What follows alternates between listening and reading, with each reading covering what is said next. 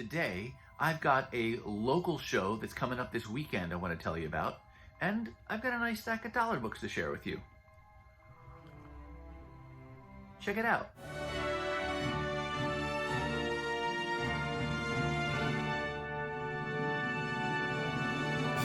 Hey everyone, and welcome to my channel. My name's Chris, and this is Northgarden Comics.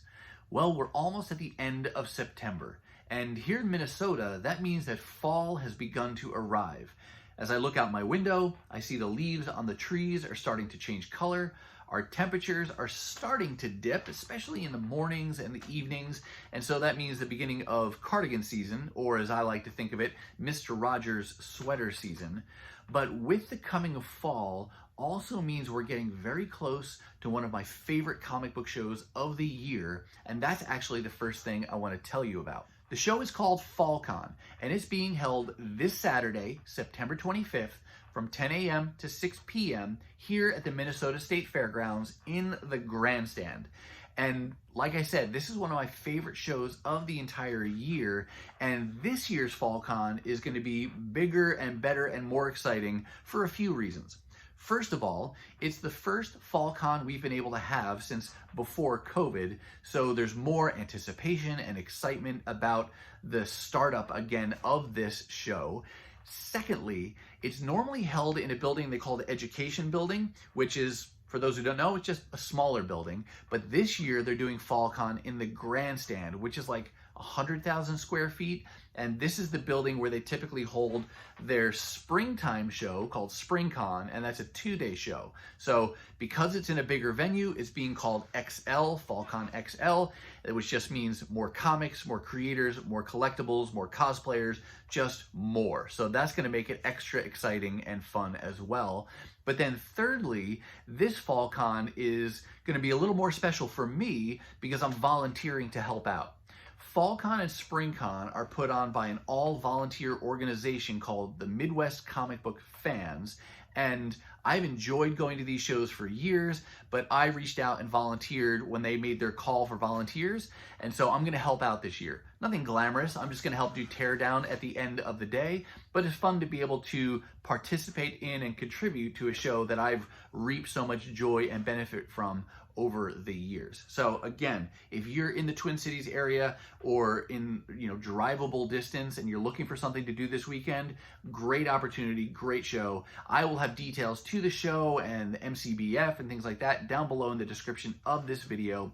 Definitely encourage you to check them out. And if you don't get to go, don't worry. I'm going to be doing some hunting there as well. This show is a great place for me to find 50-cent books, dollar books, fill-in runs, maybe the occasional key for an affordable price. So I look forward to being able to share with you my haul after the fact, as well as telling you about the show ahead of time. Now, the second thing, and the primary thing we get to today, is a dollar book haul that I want to share with you. This comes from Most Wanted Comics. I've shared books from them in several different videos. They're a local vendor, not a store, but a local dealer of comics, and they have a warehouse here in the Twin Cities, and they will put on local shows and host them themselves, and they will also participate in local shows, and they will be one of the vendors here at this weekend's FallCon as well. So you'll be able to see them if you attend the show there too. But I love to go to them for dollar books. They always have a great selection, and I've got a good haul of books to share with you today. So we're going to turn the camera around like I normally do, and we'll give you a closer look at this haul. But before I do, let me pause and say, if you're new to the channel, welcome. Thank you so much for clicking on this video and giving my channel a try. If you like comic and comic-related content like back issue hauls, new comic book hauls, sometimes these collected reviews, things like that, if so, take just a minute and hit that subscribe button. And for all of you, as you watch, if you see something you like, go ahead and give it a thumbs up. And please let me know your thoughts and questions down below. Now that we got the housekeeping out of the way, let's turn this camera around and get to these dollar books. All right, I've got a good size stack of books, a good number of books to show you today, but surprisingly, it's only from 3 different titles. This particular haul was largely about building out runs that I've been working on, so I'm not going to go through and talk a lot about the various titles. I'll mention a few things, but Won't belabor the point on any of these. We'll just kind of show you the issues that I was able to add to those particular runs. Starting off here with Fantastic Four Volume 1. I historically have not been a huge reader of Fantastic Four. I read them through all of the Hickman era, which I got as back issues, and I am reading the current volume of Fantastic Four, and overall I like them, and some of that may just be an attachment to the fact that they're the first family at Marvel, but it's just a cool bit of comic book history, if nothing else.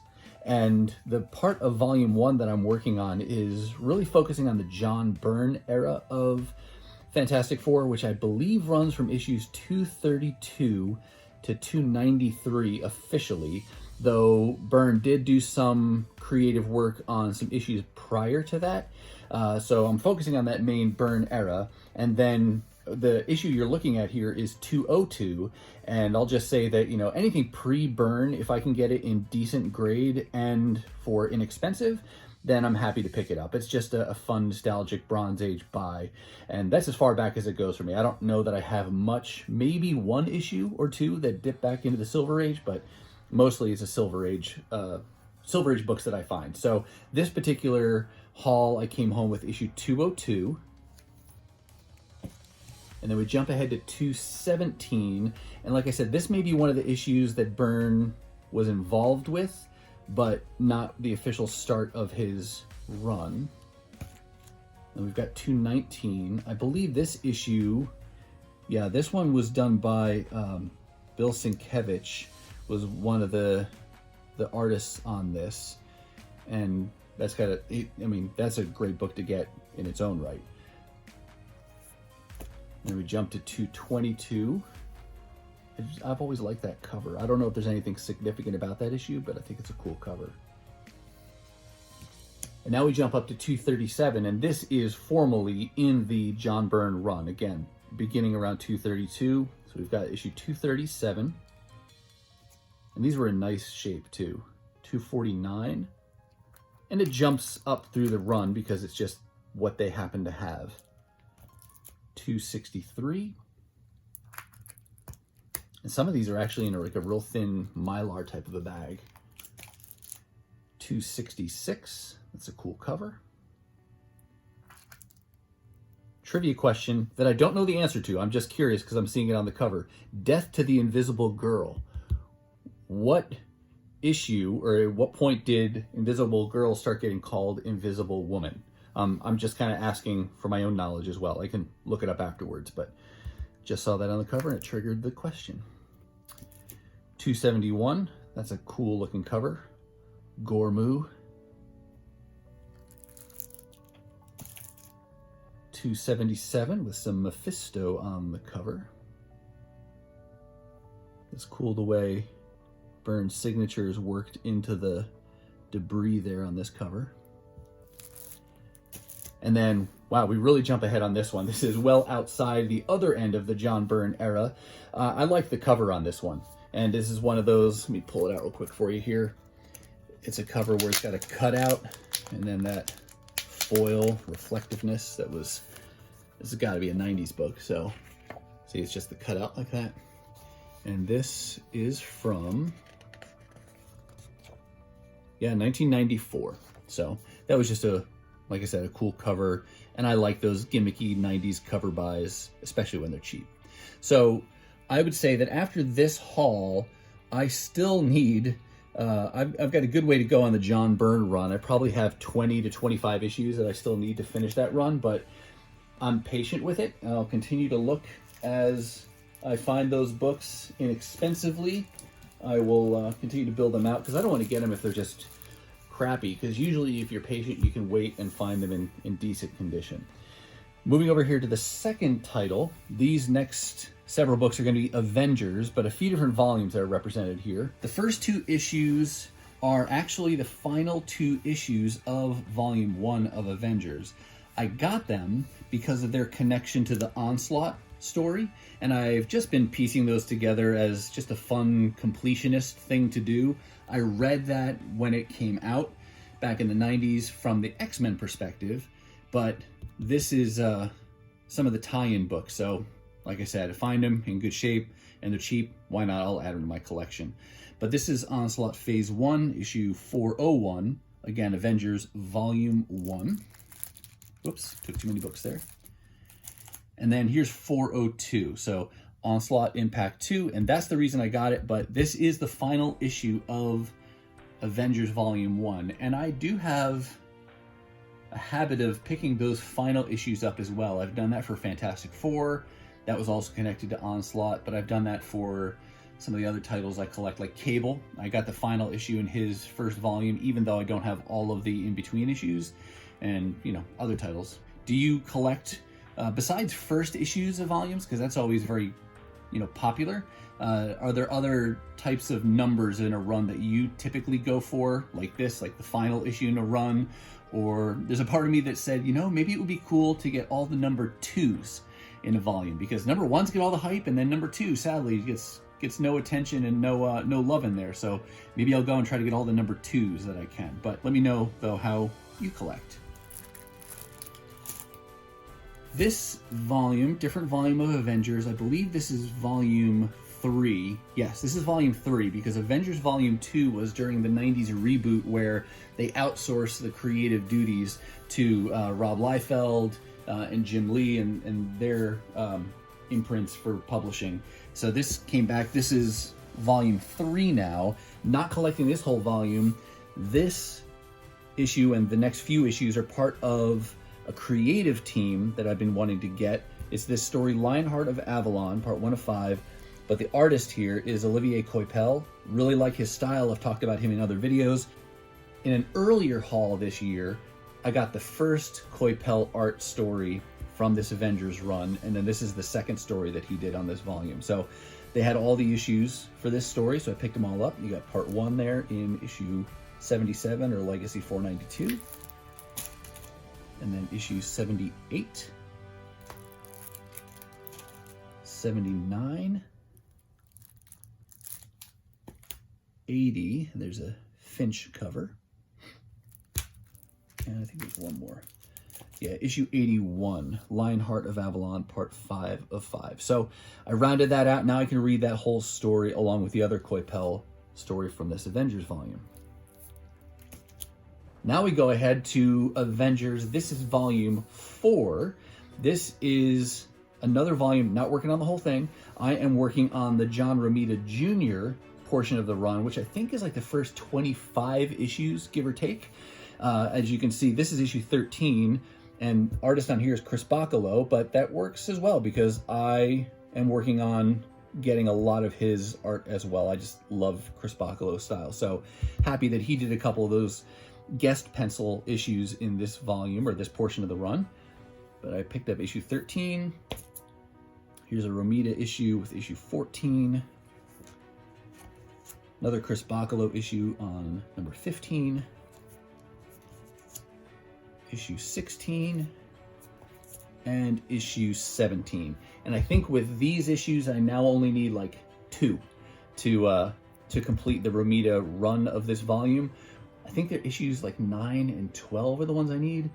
And if I remember correctly, issue 9 is the one that got kind of a little bit popular when Infinity, no, it was when Endgame came out, because Tony Stark is wearing the Infinity Gauntlet. And so he's on the cover with holding the, wearing the Infinity Gauntlet, so that got popular. I don't know if that's still a popular book, but I don't see it very often. So 2 issues left, and then I'll have the Romita Jr. run for this Avengers volume. Last set of books here. These remaining books are all from various volumes of Thor. Thor is just a character I like overall.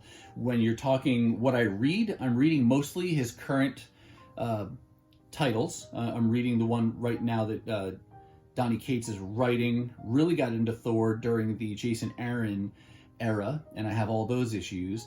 And one run that I'm trying to put together is probably the most popular run, if not the most popular, and one of the most popular. It's the Walt Simonson run of Thor, which goes from like issue 230 something to 280 something. I'll put it on the screen because I don't remember off the top of my head. But here's another case where if there's issues that I find in good condition and they're cheap and they come before the Walt Simonson era, then I'm still going to get them just because I like Thor. And as I've said many times, I'm I'm a sucker for the Bronze Age covers. So I like to get those earlier Thor books as well. But on this particular day, I picked up issue 295. So we're pre-Walt Simonson at this point.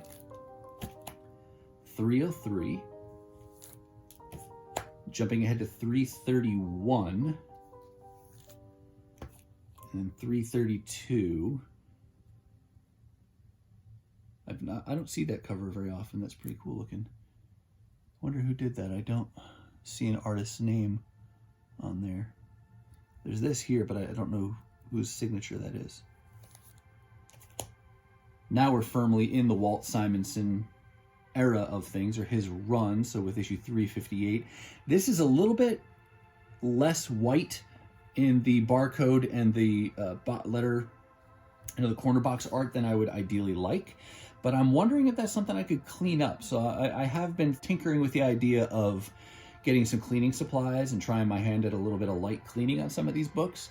But also, it's just a really cool Beta Ray Bill cover, so wasn't going to leave that behind for the price. And then 374. This one, seeing Angel hanging on the wall back here, I'm wondering if this is when if this ties into when he lost his wings.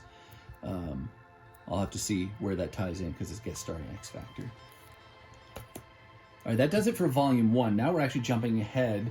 Thor didn't get a Volume 2 from that original Heroes Reborn era. His was not a title that continued during that era, though he made appearances in the Avengers book at least, and in some of the tie-in issues but across those titles. But this then, jumping ahead, serves as his Volume 2. And then this is another run that I'm trying to get the John Romita Jr. issues for.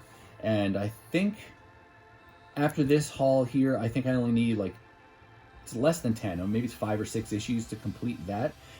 But we got issue 2, and there's a chunk of them I got here today. So I owe much of my completion of this run to this haul. And there's number 3.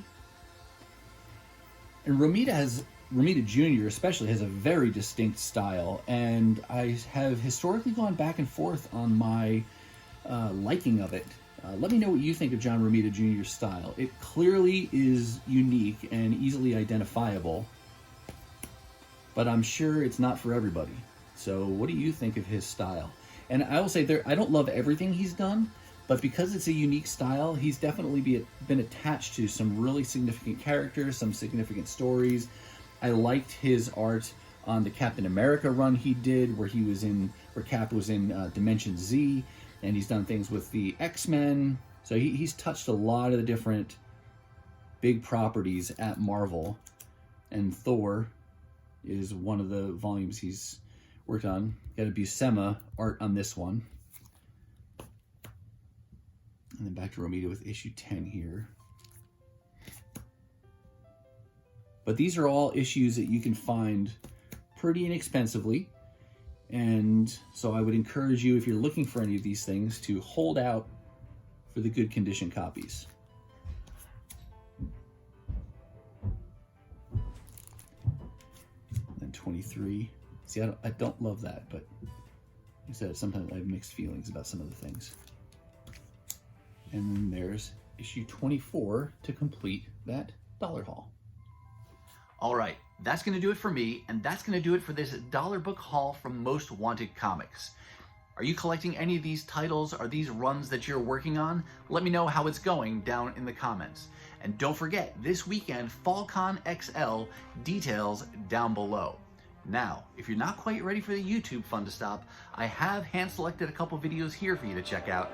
As always, thank you so much for watching, and I'll see you next time.